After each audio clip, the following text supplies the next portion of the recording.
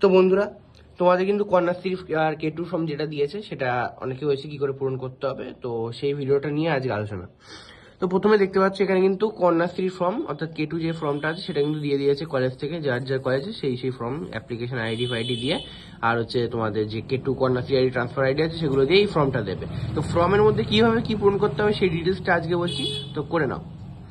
তো প্রথমেই দেখো ফ্রম এই ফ্রন্ট পেজ নাম্বার 1, প্রথমেই কিন্তু আছে তোমাদের ধর্ম কি। দেখো যেহেতু কেউ হিন্দু ইসলামিক বুদ্ধিস্ট যেটা আছে সেটাই ক্লিক করবে category general, ST, SC, OBC এটাই ক্লিক করবে। যেটাই জেনারেল, এসটি, ওবিসি যেটা আছে সেটাই ক্লিক করবে।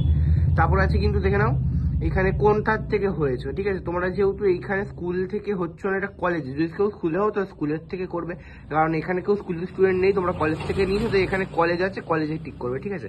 তারপরে বোথ ফাদার এন্ড মাদার